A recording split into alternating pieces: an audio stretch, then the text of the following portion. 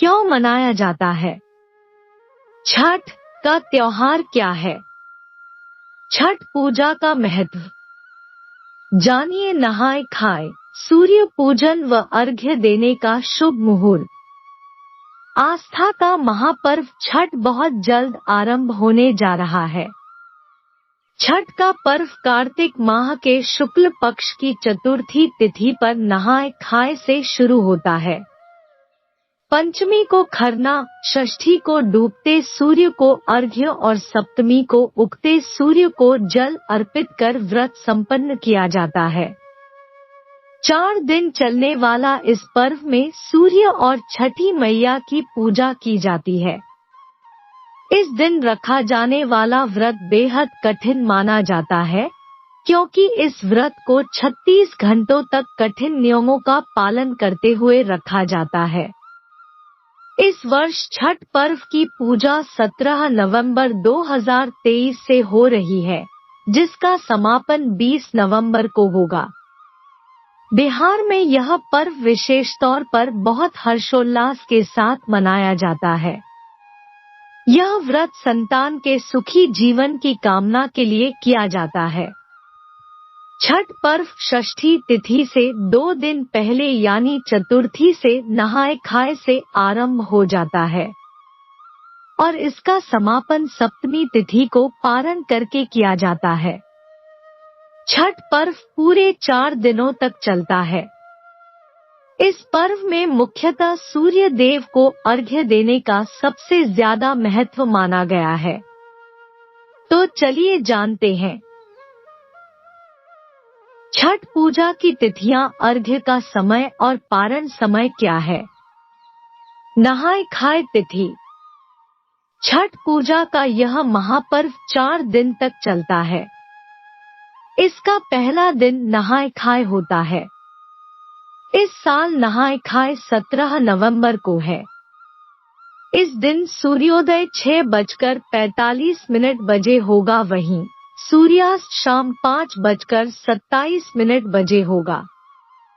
बता दें कि छठ पूजा की नहाए खाए परंपरा में व्रती नदी में स्नान के बाद नए वस्त्र धारण कर शाकाहारी भोजन ग्रहण करते हैं। इस दिन व्रती के भोजन ग्रहण करने के बाद ही घर के बाकी सदस्य भोजन ग्रहण करते हैं। खरना तिथि। खरना छठ पूजा का दूसरा दिन होता है। इस साल खरना 18 नवंबर को है। इस दिन का सूर्योदय सुबह 6:46 बजे और सूर्यास्त शाम 5:26 बजे होगा। खरना के दिन व्रती एक समय मीठा भोजन करते हैं। इस दिन गुड़ से बनी चावल की खीर खाई जाती है। इस प्रसाद को मिट्टी के नए चूल्हे पर आम की लकड़ी से आग जलाकर बनाया जाता है। इस प्रसाद को खाने के बाद व्रत शुरू हो जाता है। इस दिन नमक नहीं खाया जाता है। संध्या अर्घ्य का समय। छठ पूजा पर सबसे महत्वपूर्ण दिन तीसरा होता है। इस दिन संध्या अर्घ्य का होता है। इस दिन व्रती घाट पर आकर डूबते सूर्य को अर्घ्य देते हैं। इस साल छठ पूजा का संध्या अर्घ्य 19 नवंबर को दिया जाएगा। 19 नवंबर को सूर्यास्त शाम 5:26 बजे होगा। इस दिन टोकरी में फलों, ठेकुआ, चावल के लड्डू आदि अर्घ्य के सूप को सजाया जाता है। इसके बाद नदी या तालाब में कमर तक पानी में रहकर अर्घ्य दिया जाता है। उगते सूर्य को अर्घ्य। चौथा दिन यानी सप्तमी तिथि छठ महापर्व का अंतिम दिन होता है। इस दिन उगते सूर्य को अर्घ्य देने के बाद व्रत का पारण का होता है। इस साल 20 नवंबर को उगते सूर्य को अर्घ्य दिया जाएगा। इस दिन सूर्योदय सुबह 6:47 बजे होगा। इसके बाद ही 36 घंटे का व्रत समाप्त होता है। अर्घ्य देने के बाद व्रती प्रसाद का सेवन करके व्रत का पारण करती हैं। छठ पूजा हर साल कार्तिक मास के शुक्ल पक्ष की षष्ठी तिथि मनाई जाती है। इस बार यह पूजा 20 नवंबर को होगी। खास तौर पर बिहार, यूपी, झारखंड में इस त्योहार को मनाने का खास महत्व होता है। इसलिए इस पूजा के बारे में कुछ खास बातें आप जान लें और साथ ही में आज हम आपको इस त्योहार के इतिहास व लोक कथा के बारे में भी आज हम आपको बताते हैं। 4 दिनों तक चलने वाली इस पूजा की शुरुआत बिहार से हुई थी, मगर अब बिहार के साथ साथ इसे भारत व नेपाल के कुछ अन्य हिस्सों में भी मनाया जाता है। यह पूजा सूर्य देव व उनकी पत्नी को समर्पित रहती है। छठ पूजा तीसरे दिन सबसे ज्यादा पावन मानी जाती है। चलिए अब जानते हैं छठ पूजा से जुड़ा इतिहास। मान्यताओं के अनुसार वेद और शास्त्रों के लिखे जाने से पहले से ही इस पूजा को मनाया जा रहा है, क्योंकि ऋग्वेद में छठ पूजा जैसे ही कुछ रिवाजों का जिक्र है। इसमें भी सूर्य देव की पूजा की बात की गई है। उस समय ऋषिमुनियों के व्रत रखकर सूर्य की उपासना करने की बात भी कही गई है। हालांकि छठ का इतिहास भगवान राम की एक कथा से जुड़ा हुआ है। लोक कथा के अनुसार सीताराम दोनों ही सूर्य देव की उपासना के लिए उपवास करते थे। ये कार्तिक महीने के शुक्ल पक्ष में किया जाता था। ये उन्होंने वनवास से लौटने के बाद किया था। उसी समय से छठ पूजा एक अहम हिंदू त्योहार बन गया और हर साल उसी मान्यताओं के साथ मनाया जाता है। छठ पूजा से जुड़ी मान्यता व पूजन विधि। हिंदी पौराणिक कथाओं के अनुसार सूर्य भगवान स्वास्थ्य संबंधी कई समस्याओं को ठीक करते हैं और साथ ही सुख समृद्धि भी देते हैं। लोग सूर्य देवता से स्वास्थ्य व समृद्धि के लिए कठिन व्रत व पूजन करते हैं। इसमें व्रत, नदी के पावन जल में नहाना, सूर्योदय पर पूजा और सूर्यास्त पर पूजा और साथ ही सूर्य को जल चढ़ाना शामिल होता है। पूजा के 4 दिनों का महत्व। 4 दिनों के इस पर्व में 36 घंटों का उपवास भी रखा जाता है। चलिए आपको चारों दिनों के महत्व के बारे में बताते हैं। पहला दिन, नहाए खाए। पहला दिन कार्तिक शुक्ल चतुर्थी को नहाए खाए के रूप में मनाया जाता है। इस वर्ष नहाए खाए 31 अक्टूबर दिन वीरवार को सबसे पहले घर की सफाई कर उसे पवित्र बनाएं। इसके बाद छठ व्रती स्नान कर पवित्र तरीके से बने शुद्ध शाकाहारी भोजन को ग्रहण कर व्रत की शुरुआत करें। घर के बाकी सदस्य व्रती के भोजन के उपरांत ही भोजन करें। भोजन के रूप में कद्दू, दाल व चावल को ग्रहण कर सकते हैं। दाल में चने की दाल को शामिल करें। दूसरा दिन, खरना व लोहंडा। दूसरे दिन कार्तिक महीने के शुक्ल पक्ष की पंचमी को व्रतधारी दिन भर का उपवास रखे व शाम को भोजन करें। इसे खरना कहा जाता है। खरना का प्रसाद लेने के लिए आसपास के सभी लोगों को आमंत्रित करें। प्रसाद के रूप में गन्ने के रस में बने हुए चावल की खीर के साथ दूध चावल का पिट्ठा और घी से चुपड़ी रोटी बनाएं। इसमें नमक या चीनी का प्रयोग न करें। तीसरा दिन, संध्या अर्घ्य। तीसरे दिन घर पर छठ प्रसाद बनाएं, जिसमें ठेकुआ और कसार के साथ अन्य कोई भी पकवान बना सकते हैं। यह पकवान खुद व्रत करने वाले या उनके घर के सदस्यों मिलकर बनाएं। छठ के लिए इस्तेमाल होने वाले बर्तन बांस या मिट्टी के होने चाहिए। शाम को पूरी तैयारी के साथ बांस की टोकरी में अर्घ्य का सूप सजाएं।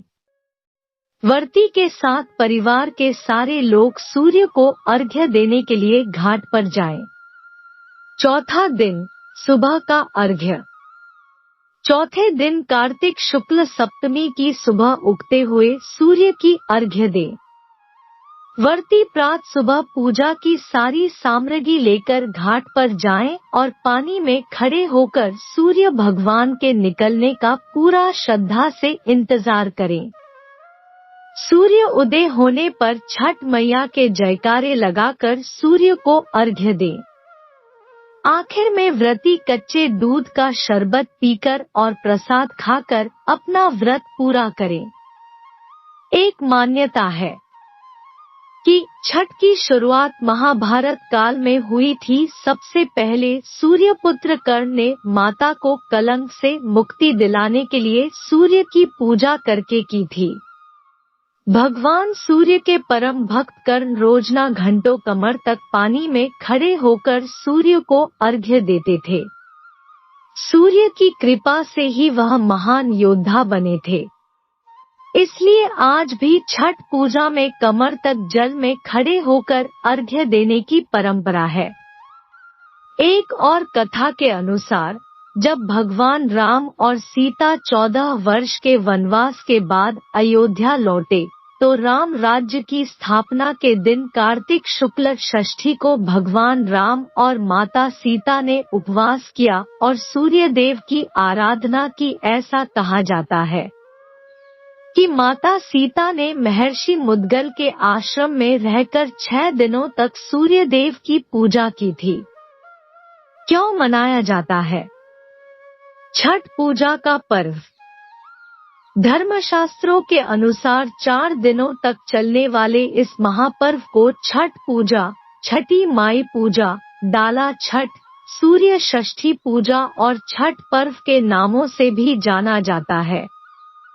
मुख्य रूप से यह पर्व सूर्य देव की उपासना के लिए मनाया जाता है ताकि परिवारजनों को उनका आशीर्वाद प्राप्त हो सके। इसके अलावा संतान के सुखद भविष्य के लिए भी इस व्रत को रखा जाता है। कहते हैं छठ पर्व का व्रत रखने से संतानों को संतान भी प्राप्त हो जाती है। इसके अतिरिक्त मनोकामनाओं की पूर्ति के लिए भी छठ माई का व्रत रखा जाता है। यह महापर्व 4 दिनों का होता है जिसे नहाए खाए, लोहंडा या खरना, संध्या अर्घ्य और उषा अर्घ्य के रूप में मनाया जाता है। छठ पूजा पर्व वर्ष 2020 में 18 नवंबर से मनाया जा रहा है। नहाए खाए छठ पर्व के पहले दिन को नहाए खाए कहा जाता है। इस दिन घर की साफ सफाई करके छठ व्रती स्नान कर पवित्र तरीके से शाकाहारी भोजन ग्रहण कर छठ व्रत की शुरुआत करते हैं। इस दिन को कद्दू भात भी कहा जाता है।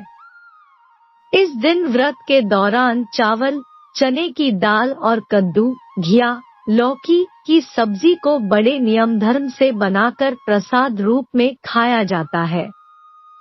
लोहंडा या खरना छठ पूजा के दूसरे दिन को खरना या लोहंडा के नाम से जाना जाता है। छठ व्रती दिन भर उपवास करने के बाद शाम को भोजन करते हैं जिसे खरना कहते हैं। खरना का प्रसाद चावल को गन्ने के रस में बनाकर या चावल को दूध में बनाकर और चावल का पिट्ठा और चुपड़ी रोटी बनाई जाती है।